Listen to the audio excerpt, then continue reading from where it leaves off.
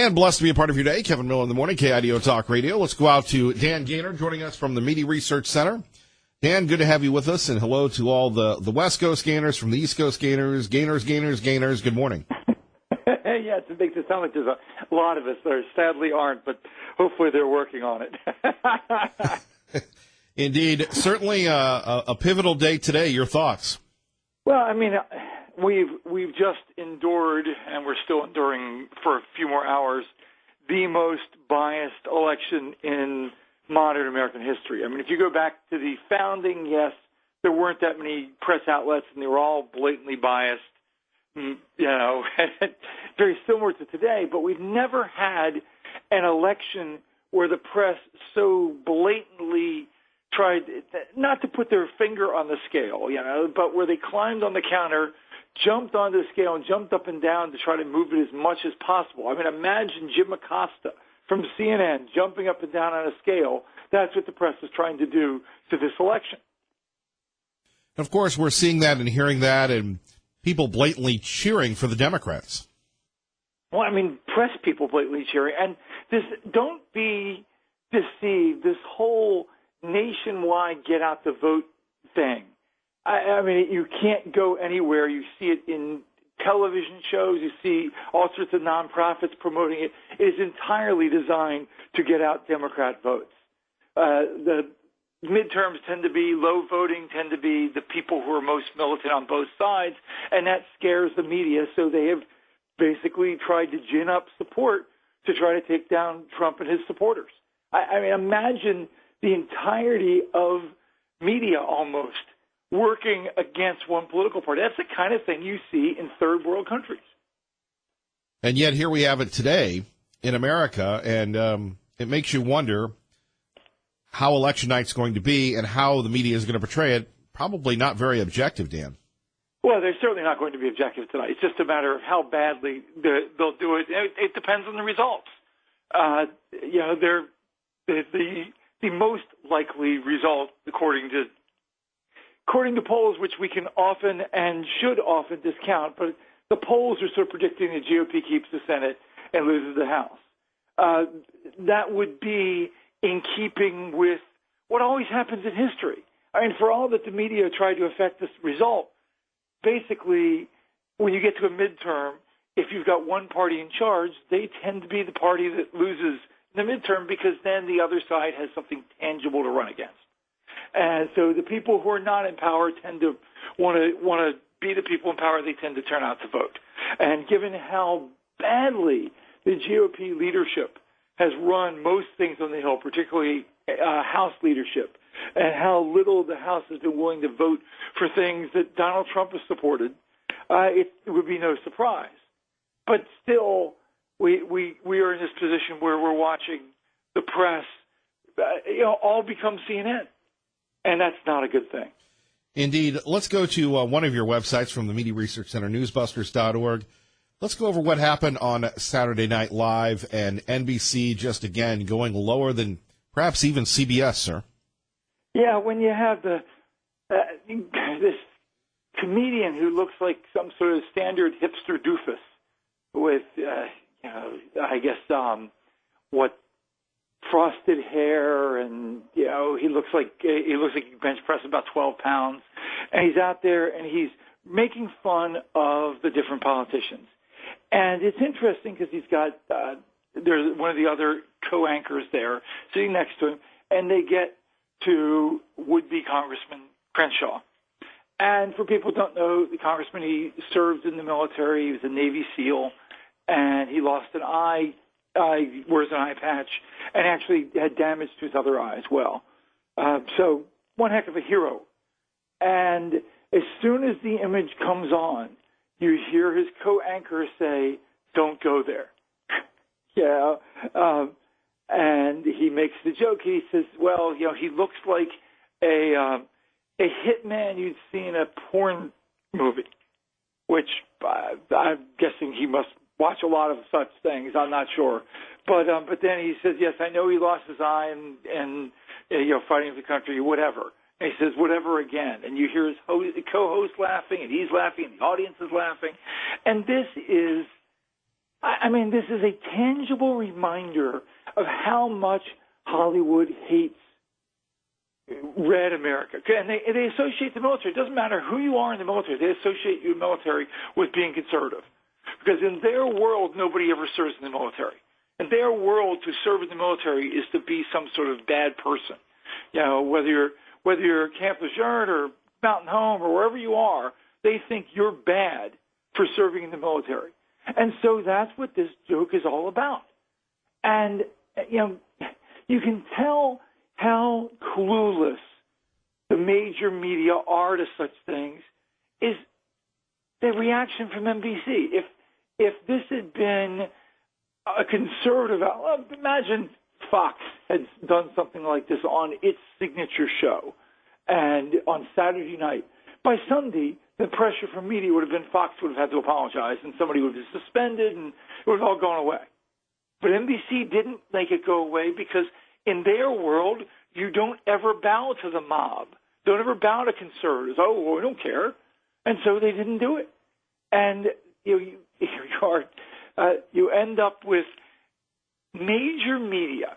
NBC isn't just the problem. New York Times, Washington Post, Hollywood Reporter, all these outlets, every single week during the season, make a big thing about Saturday Night Live. Oh, my gosh, Saturday Night Live made fun of the president. How edgy. And so every week they do this. Well, what they've done is credentialed the moronic scum from Saturday Night Live. And so when the moronic scum do moronic, scummy things and make fun of a disabled American hero, well, then guess what? That's on you guys, too. Not just on Saturday Night Live. It's on the major press. And so they did it right before the election. Probably not good timing for the people who wanted the narrative to be some sort of, conservatives are evil and such like that. Instead, ends up being the narrative that this is Hollywood. This is how Hollywood thinks about you if you are in real America. Indeed. That's what this election will be about. You know, Dan, it would be great. Our great friend Dan Gaynor joining us from the Media Research Center, 107.5 FM, 580 AM. It would be great if somehow the Republicans keep the House and expand the Senate. You know, as you've pointed out before here, historically, usually the party that, and you pointed out this morning, you lose in the midterms, but then you have the record number of Republicans resigning, 75 seats up for grabs, if you will, that are competitive, 70 of those, according to our friends in the Objective Media Republicans. So it would be something if the Republicans hold the House. It would be incredible. The odds are against everything, but you look at President Trump, he beat the odds in 2016. Well, the only reason right now that the GOP are at all competitive in this election is Donald Trump. And that's not just because of things he's done. It's because Trump's gone out in the hustings. He's gone out campaigning very aggressively. He is single-handedly trying to carry the GOP across the finish line. And if it happens, I mean, as you put it, yes. Imagine that all these defections, and this was, I think, a lot of the people who left didn't want to face the world where they're going to have to constantly be responding to, do you support Donald Trump on this or that? Because a lot of them don't. I mean, a lot of the people who left didn't support Trump, didn't like where politics was going, and that part I can't blame them on. They're not liking politics. Because we're in an era now where if you lean right even slightly or perceive to lean right in any field of endeavor now, one comment, one statement, one tweet, one memo can destroy your entire career in a heartbeat. And I think it's terrifying a lot of people. And so I understand many of them left, but still the net result is when this is all done, if the GOP did not get taken down, one, it would be almost unprecedented. But two, given all the departures, that would be just an enormous win for the GOP. And I think there are a lot of headwinds against that, and that's why I don't expect it. But it'd be very interesting if it turns out it happens. Well, and as you point out, he's dragging the Republicans kicking and screaming along the way. Well, because, I mean, a lot of Republicans They don't want to do the things that Donald Trump wants to do that the American public want to do. American public doesn't support, the immigration fiasco we've got right now. American public wants to restore order on the border. So GOP doesn't want to do that. Americans don't like birth citizenship. GOP doesn't want to fight that battle. GOP has, for years, always promised that after the next election they would do the things that they promised. And oddly enough, Donald Trump, who's not by history an obvious conservative in everything, and things still would be honest about that, but he is a deal maker, and so when he's made deals, he's stuck by them. The biggest successes of the Trump administration have been the economy, which he ran on, conservative judges, including 2 Supreme Court justices, another thing he ran on, and chipping away at the regulatory state, which actually has boosted the economy as well, and that's something else he ran on. The major things that he's been able to fight, he's done a big job on. The reason why he doesn't have a wall at the border is because of the GOP, not because of Democrats. GOP have the power to give him the wall, and they won't. So that's why you see some of the people who are running this election, some of the people filling those 70 seats are more Trump-oriented. Dan Gaynor, any thoughts about tomorrow? You mean post-election? Well, what should we be looking out for tonight except everybody on the East Coast trying to get to depress conservative turnout on the West Coast? Well, I mean, the thing to look about tomorrow is, and to some extent we've already begun the 2020 election, but officially the 2020 election begins once this one ends, and it may not end tonight, so that's another problem. If it ends up being really close and there are some close races, this might go on for days or weeks, which would be further awful. That's awful at a level I really don't want to envision. But for all that this election has been bad, and it has, I mean, it's been unprecedented bad. If the GOP holds both houses, the media are going to double down, triple down, quadruple down in ways you can't imagine. If they take down one or even two, both houses, the media are going to learn from it, double down, triple down. So either way, the next election, the 2020 presidential election, will be so awful, will be the most corrupt, horrible election America and possibly democracy has ever seen.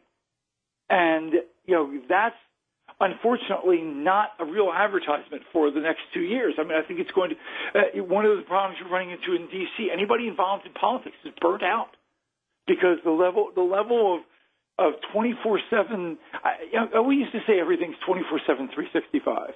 And I coined a term a while back, and I noticed even some liberals I know who work in politics agree with it.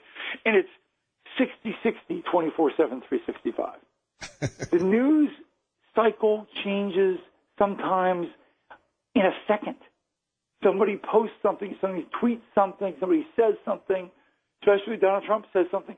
Everything changes instantly. It's like the old Roadrunner cartoons where he just slides to a halt and then quick goes another direction.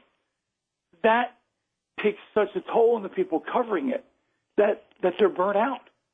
So to think that we're going to have 2 years where this makes us look like a checkers tournament, that's terrifying. Or the Royal Rumble. Dan Gaynor, we always appreciate you, brother.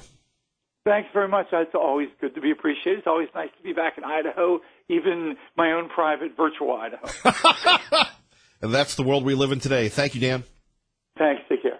Bye. Bye-bye. Dan Gaynor joining us. Kevin Miller in the morning. Coming up next, the latest on the Middleton situation, the latest on the midterms. By the way, a couple great articles and another attempt at literacy at KIDOTalkRadio.com. The 5 reasons why Paulette Jordan is a loser. You can check that out. Also, our election night coverage, a little preview of that tonight at 8 o'clock.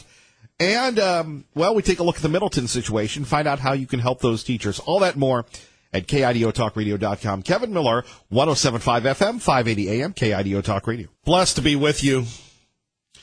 Fear not, true believers, evildoers beware. We will continue to roll. How about that, Dan Gaynor saying, no matter what happens, it's going to be even bigger than 2020. This is a dream come true for all of us.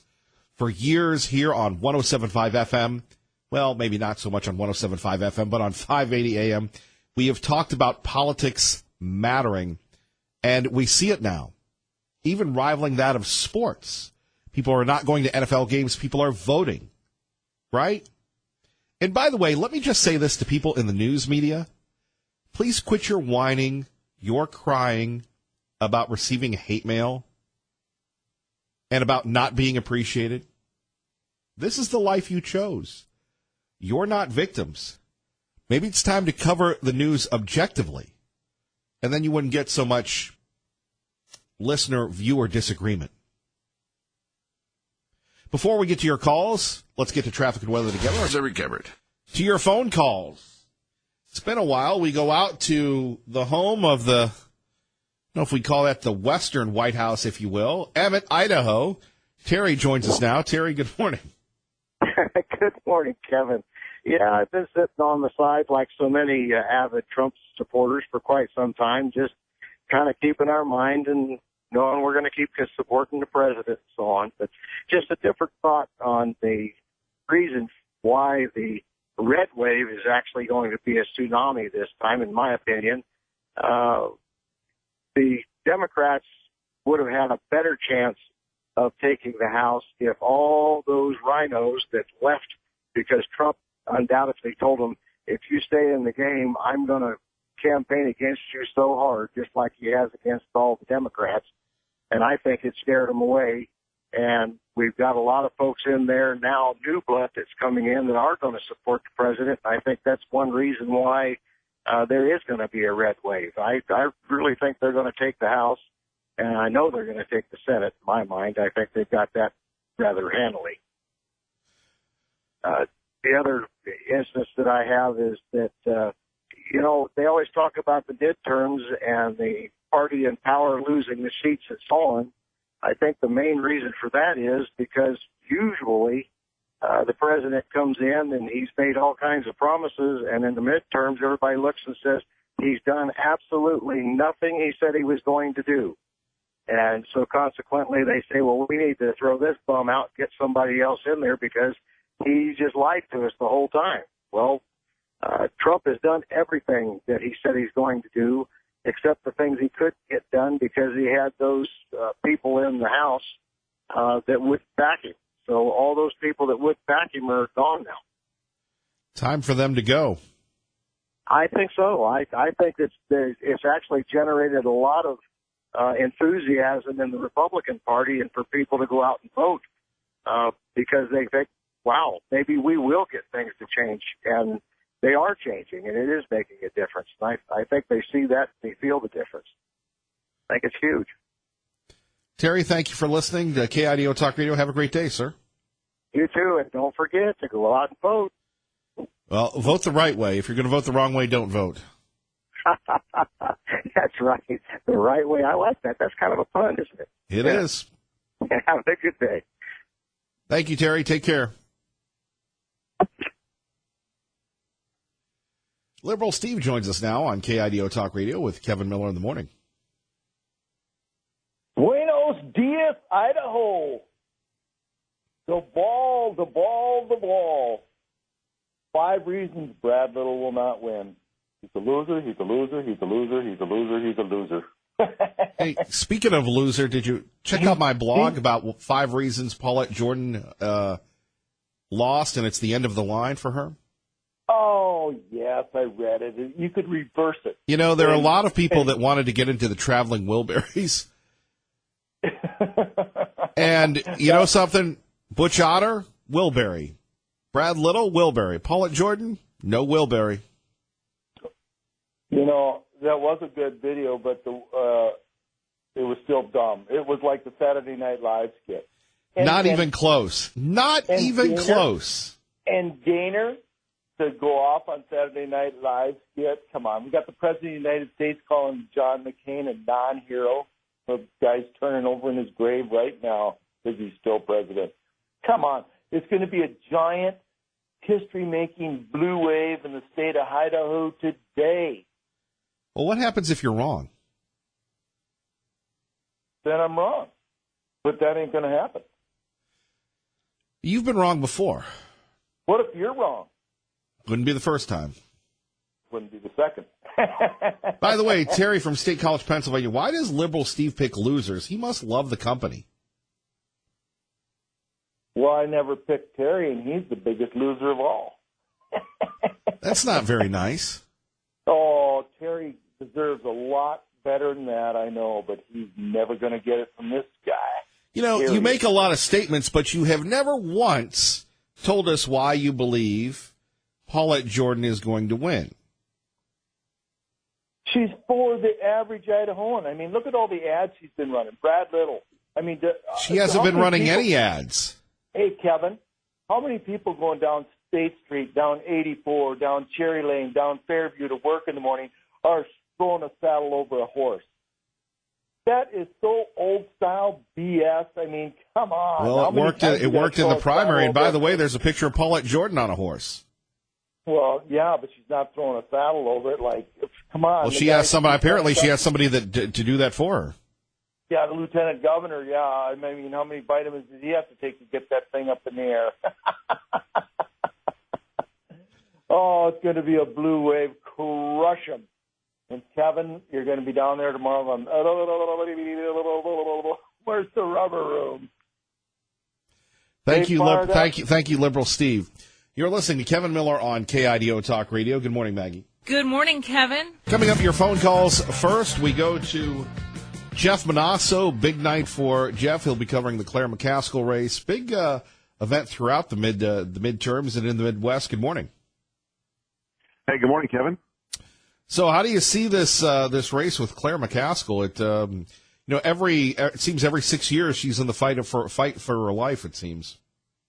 You know, this really seems like the fight of her life, and probably likely, according to people close to her, the last election of her political career. And after tens of millions of dollars and months of fighting, people of Missouri are now deciding and casting their ballots in one of the most watched U.S. Senate races in the nation between McCaskill and her Republican challenger, State Attorney General Josh Hawley, who got some help last night in President Trump's trip to Cape Girardeau, the president's second trip this week, the president's seventh trip so far in this state, which shows you just how important this race is to him. And we've already seen long lines at many polling places in and around the St. Louis area. How this shakes out, though, Kevin, really anyone's guess. It's all going to be about turnout. I'd be careful watching any exit polling because, as you know, many people, a large part of the electorate now doing early voting, mail-in ballots and things, and so you don't really get the accurate picture by people walking out of polling stations. So Fox has changed its methodology. We don't do exit polling anymore. We do a different type of polling where we start contacting people and talking to people and calling people and sending out emails and door knocking and things like that days out ahead of the election. So hopefully we'll have a more accurate picture. But it no doubt has been the enthusiasm has really surged, and early voting numbers are really through the roof throughout the country. Our great friend Jeff Manasso joining us, Fox News Radio. Kevin Miller in the morning. Here as we get ready, so it seems that both sides are surging. The Midwest seems to be a place of intrigue among many when you're looking at some competitive governor's races. Scott Walker, he, like Claire McCaskill, always an underdog, but at least in the past has pulled it out. You know, and that's the thing. So the latest Marquette poll in Wisconsin has Scott Walker, now that it's, ahead of the election, basically a dead heat with his Democratic rival, schools chief Tony Evers. And, weeks out, months out, Tony Evers had surged ahead of Scott Walker. And so, but that's what we've seen nationally in polls. Is it what we're seeing on television with the pundits saying, look, these pollsters are just closing the gap so they don't have egg on their face in the post-mortem tomorrow? We'll see. We'll see what happens. But that same Marquette poll had Hillary Clinton beating Donald Trump in Wisconsin by 7 in 2016. So can you believe the polls? I don't know. It is going to be about turnout, but we're watching some some pivotal races. It's really about control. That's what all the hype about this midterm election. It's about control of both the House and Senate. You know, we're watching some big races in Ohio between incumbent Sherrod Brown and Jim Renacci. Ohio 12, the congressional race, one of the races that we're watching. You remember Troy Balderson won that special election against Danny O'Connor. Well, they're back at it, and so what happens there, we'll be watching in terms of the balance of power. Indiana, Montana's Senate race, Matt Rosenthal is somewhat in striking distance of Democrat incumbent John Tester. There's a lot to talk about, and we'll know in about. Actually, who knows? Maybe this thing could go on late into tomorrow, and maybe we'll have recalls, and maybe all heck is going to break loose. But we hope to get at least a good picture by tonight. Our broadcast, our anchored coverage broadcast, begins 6 o'clock Eastern time, and it wraps up about 1 a.m. Tomorrow, and we'll see. But the ads, which are great for us, it's great for business. I think that our friends listening, Kevin, they're not going to miss them when they're gone tomorrow. True, and what a historic night in Cape Girardeau. You had Rush Limbaugh, Sean Hannity not only on this station but others, and the Fox News Channel. An amazing thing that we've really, I guess you could say with Obama, former President Obama in Hollywood, you'd have the equivalent. But when you have two prominent folks in our industry that appeared and the night before the midterms, this is something, Jeff, you would expect at the presidential level, not at the midterms, right? You were right. So is this a referendum on the president? Maybe he's a winner. A lot of people are showing up for him in these rallies that we saw yesterday, Ohio, Indiana, here in Missouri last night.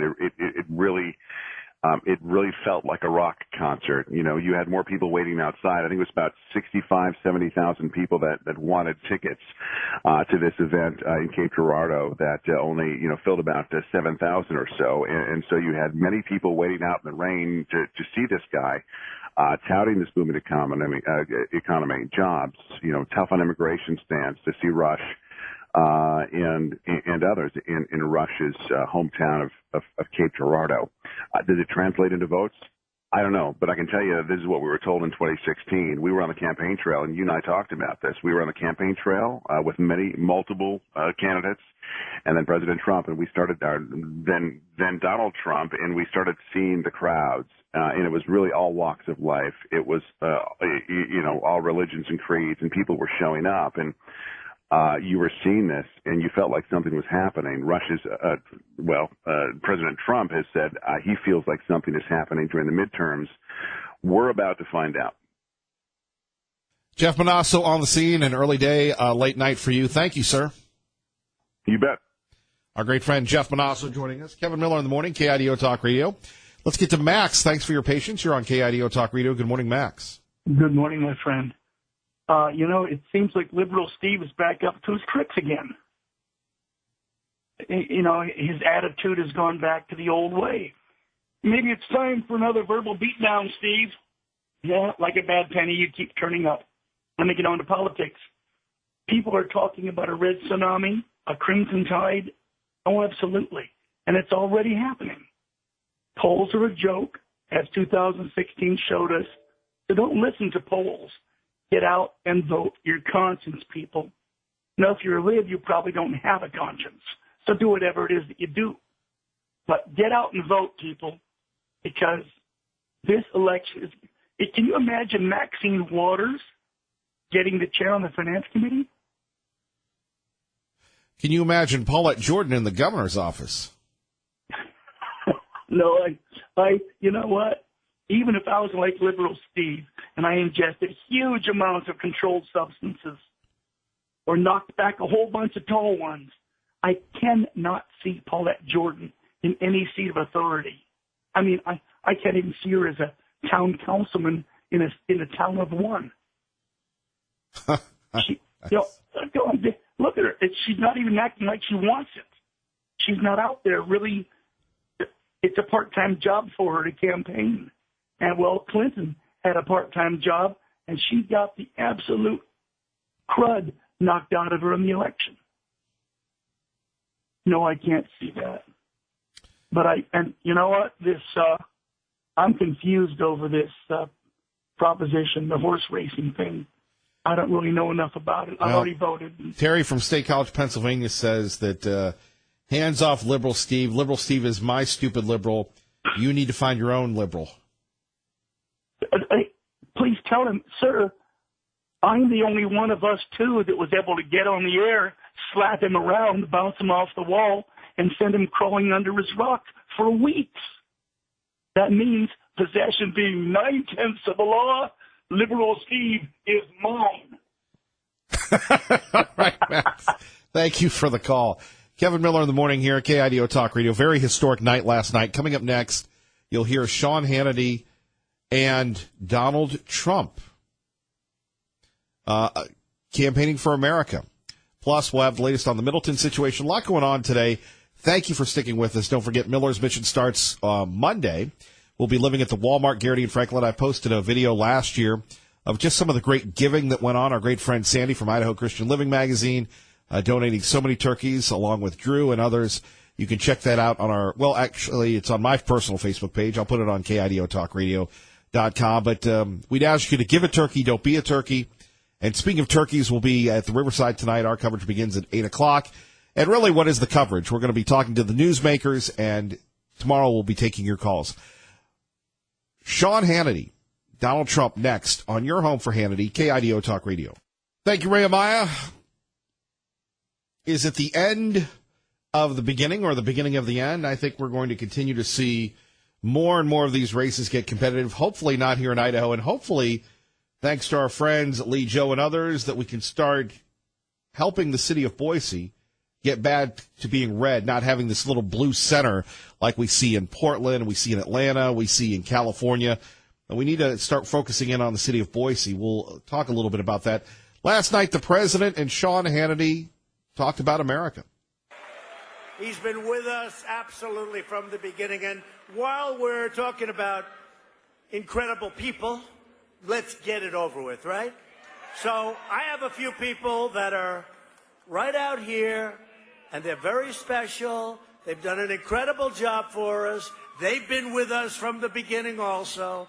I'm going to start by saying, Sean Hannity, come on up, Sean Hannity.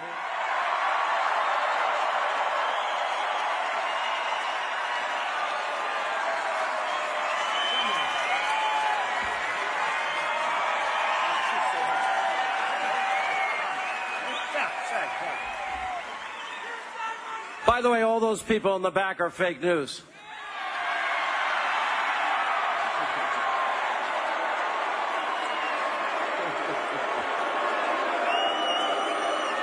Mr. President, I did an opening monologue today, and I had no idea you were going to invite me up here. And the one thing that has made and defined your presidency more than anything else, promises made, promises kept. 4.5 million new American jobs, 4.3 million Americans off food stamps, 4 million Americans out of poverty, and we're not dropping cash loads of cargo planes of cash to Iranian mullahs that chant death to America. Mr. President, thank you.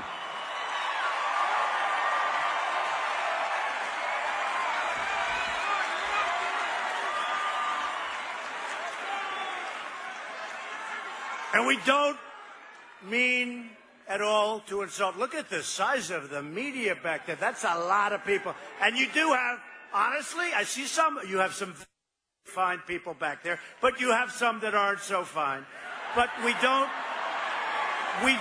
want to insult, but I have to do. By the way, this is President Trump last night in Missouri, along with Sean Hannity and others from Fox News.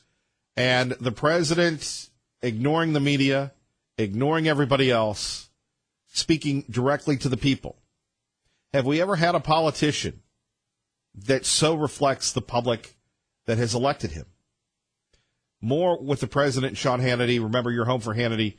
KIDO Talk Radio. Let's get you to work. Mr. Pro. This also because there's a woman on Saturday night that treats us very, very well. And she does it with love and with passion for the country. Not for me, It's not a passion for me. It's a passion for the country, and I really believe it's a passion for you, because we've together formed the single greatest political movement in the history of our country. She understands that. And she's understood it from day one. And she did this little show, and she was just going to do it, a little fun, and then it became this tremendous success. And she has got viewership like you wouldn't believe. And she speaks from the heart. Her opening monologue is always exciting. It's always exciting, and it's always brilliant. And she's my friend, and she's your friend, Justice Jeanine. And there you have it, last night in Missouri. Let's go to our own Justice Jeanine, Liberty Linda, on KIDO Talk Radio. Good morning. Good morning, Kevin. Well, here's the big day, voting day. And anyway, I just want to make a comment on the best comment of the evening last night was by Rush Limbaugh when he said Joe Biden couldn't fill a phone booth. I loved it. It was so good. You know, here Trump goes everywhere, and thousands of people come out to see him in every state. Kevin, how can he keep doing this? How many did he do yesterday? 3, I think? Wasn't that? Right. I mean, I don't know if I could do it. The energy he has and what he has put into this nation is absolutely phenomenal. It's just unbelievable. Anyway, wasn't it exciting to watch that last night? Indeed. Of course, I'm a Sean guy, so it was great to see Sean up there. Well, yeah, you kind of know him, I think. And he did a wonderful job. I love the intro to it and how he went through everything. People out there that don't know what's going on, he explained it all right down the line. He was just wonderful. You know, and I always tell my family, you know, he's a very good friend of yours and everything. And anyway, you know, the John Birch Society stopped the NAFTA highways, and now President Trump came out and actually stopped NAFTA. I mean, what more can we ask from this man? He has saved America. I mean, the only thing we need to do to help him is go out and vote R. Right. No vote for the libs. Liberty Linda, thank you. You have a great day. You too, Kevin. Bye-bye. Bye-bye. Fox News Now, KIDO Talk Radio. Good morning.